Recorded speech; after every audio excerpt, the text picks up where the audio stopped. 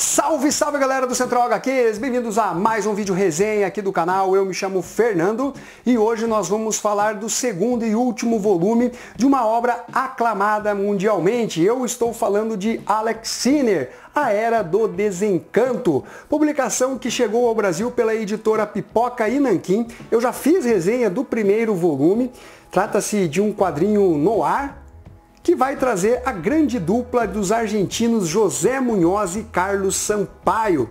Publicação que vem em capa dura, com um ótimo acabamento gráfico. Edição aqui, ó, costurada. Esta aqui é a guarda da publicação, com papel offset preto e branco. São 412 páginas ao preço de R$ 159,90.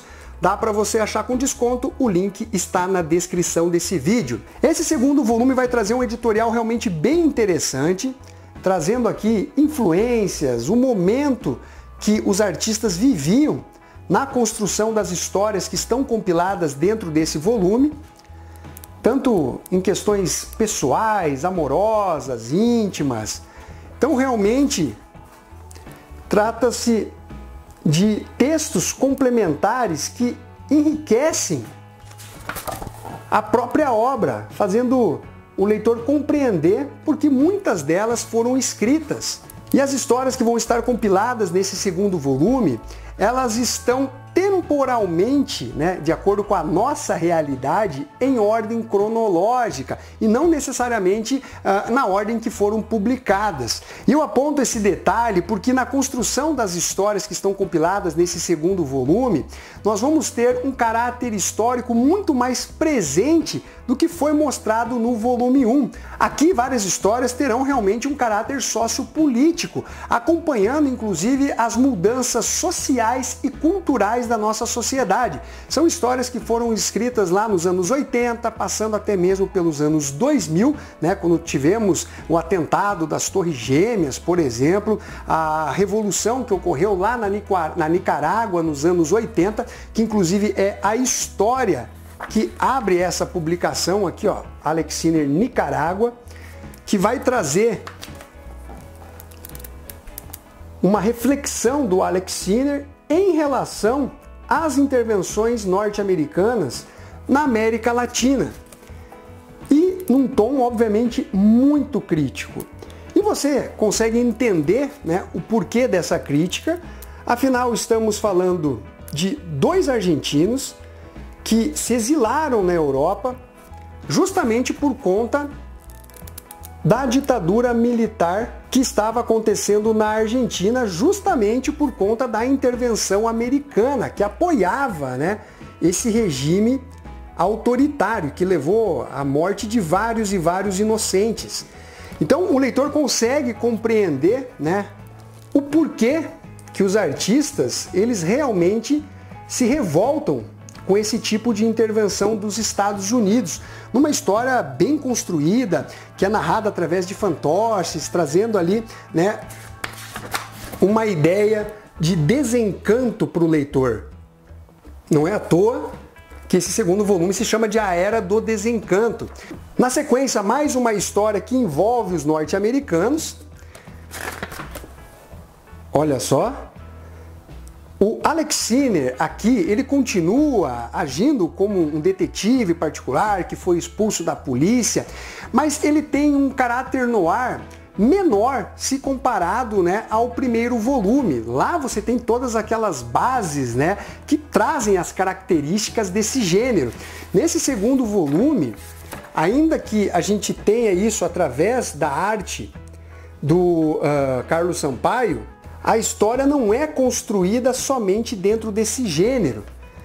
E a arte, ela também tem um tom mais expressionista, herança aí de Alberto Breccia, de Hugo Pratt.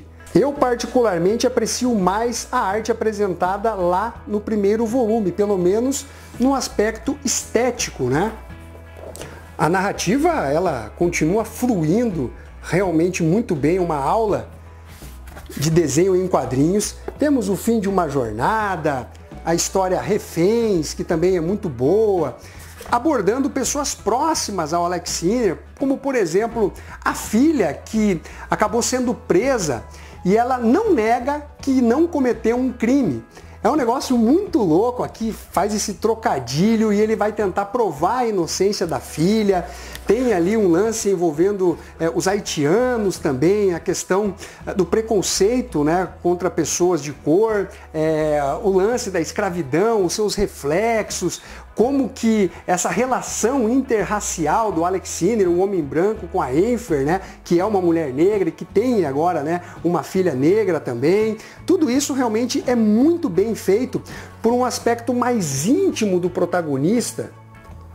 Uma construção realmente muito interessante nesse aspecto intimista.